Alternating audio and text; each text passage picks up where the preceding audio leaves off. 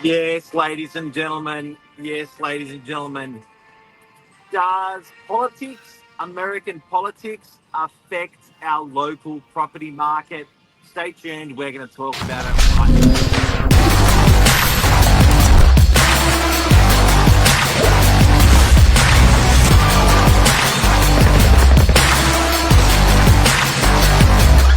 I'm the ringleader, so listen up. It's happened.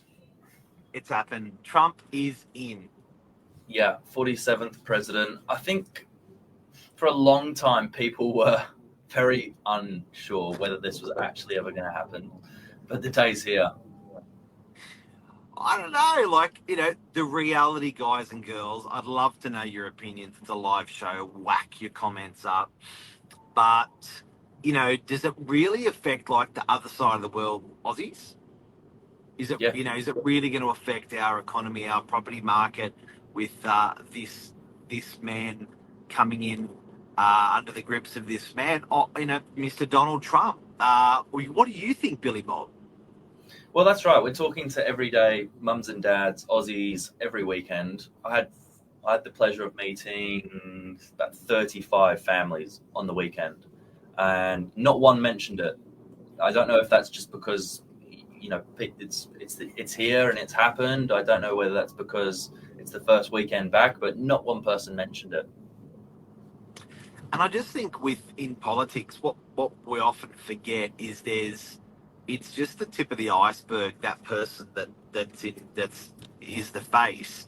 There's a whole system. There's a whole, there's tens and there's almost tens of thousands of people that are making decisions behind that person, probably hundreds of thousands. So you may be switching the jockey, but the horse is like the horse, yeah? Yeah, that's a good way of putting it. But it's been a massive thing in the press, obviously, and I think let's just jump into it because we spoke off air. The Yep. biggest thing that this impacts is people's sentiment, and there's no real way of measuring that. Yeah, so I think if you look at any event, any scale of event across the world, how it makes you feel will change your decisions that you make. Yep. We call it sentiment. So be it a pandemic, be it a war, be it a tragedy, whatever happens within those things, I believe it does. I think when the chips are against you, you probably don't make life harder for yourself. Yeah. You may just be a little bit more conservative, and then I think when everything's going okay, when everything's going well, that's when you sort of forward and make decisions and make changes. So putting that in property words, I think that, you saw that in COVID, for example, people just chilled out. The market just abstained. People were reluctant to buy and to sell, and it paused. But then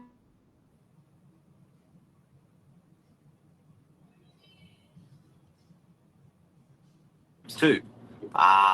So people were more reluctant to do stuff. And I believe that with what happens with, for example, in America, I don't ever hear this, but I often say this, but I believe one of the biggest political machines in the world is Hollywood. Our kids, some of our kids will I see kids, schooled in Singapore with an American accent. I see our kids, I've seen some of my kids bust out an American accent when they say something and we have a bit of a joke about it. But, there's a lot of influence that these cats have Absolutely. in the US. Well, these guys are the biggest in GDP. So there's going to be some kind of economic confidence, and then investment will flow out from the country. People are going to be looking at the US, I think, particularly as a benchmark for interest rates this year. I think that's going to be the biggest the thing that people will pay closest attention to. As the everyday Aussie, people are going to be watching. What does the US do with their rates? What will their office do to stimulate their economy? And I think you can expect that to trickle through, maybe down the line. But we do follow overseas markets. It's interesting. I looked at stuff with doing research. I think trade, our economic trade and investment that we have. The US is big. Global financial markets are influenced by it. Something which we don't often think about, but our geopolitical alliances and defence. I think that our alliances with the US, for example, in defence is important to how we feel. Whether we feel vulnerable or strong. And again, that will convert over to everyday mums and dads making decisions. And then global trade dynamics like supply chain vulnerability. So I think often we've seen it in the last couple of years where the US will make a decision on electric cars, or the US will make a decision from China, or they'll make a decision on something, and then we will adopt that decision, thinking that's the right thing to do. Let's follow them into this one. Sometimes we don't. But those things are all kicking back to everyday mums and dad in DY in the northern beaches of Sydney. Absolutely. I mean, I guess the more harmonious, the more the smoother everything is, will just trickle through. Look at the cost of building. That hasn't been easy for a long, long time, and it probably is because there's just been changes, constant change. So I think that's what you got to keep an eye on. Next six months is going to be really interesting. The big four Australian banks were already saying when we finished 2024 that there would be a rate cut around May. That's coming towards the middle of the year, July, somewhere around there. That could be the next big thing for Australia. Property prices. What do you think of Trump? I'm not really into politics. I don't care. I don't have an opinion, but I like peace. I think that's healthy. If you can put out wars, everyone cares. Everyone's got an opinion. Around China, I'm happy around that. I wore my American tie today. I won't say whether. Eh? I said I wore my American tie today in celebration. Did you? I won't say that I'm a supporter or not a supporter, but I will say I'm entertained. I just think, when I see some of the stuff come up, I'm entertained. Actually, one thing, but being a little bit political, one thing that I do like, I like when someone's running a country that's got commercial experience. Often I think politicians get into positions of power through politics, and they've been in politics for 30, 40, 50 years, and they're there because they've worked the political system. I'm a bit of a fan when I see someone worldwide, in any country, that's a business person making business decisions for a country. That encourages me. For instance, the Worldwide Bank, the people that sit on the board of the Worldwide Bank, the majority of them are some of the most powerful business people in the world. Now, to run a bank, I think that's clever. Do you know what I mean? To be a business person making banking decisions, and to run a country, I don't know. It's better than someone who just worked the political system anyway.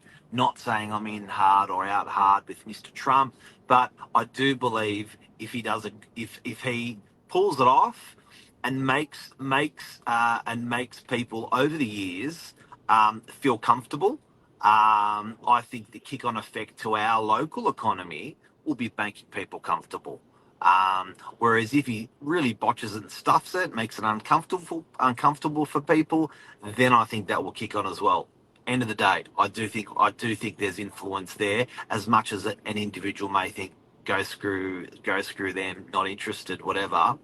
I think the majority of people have an opinion. Look at the news. I think that's a good summary.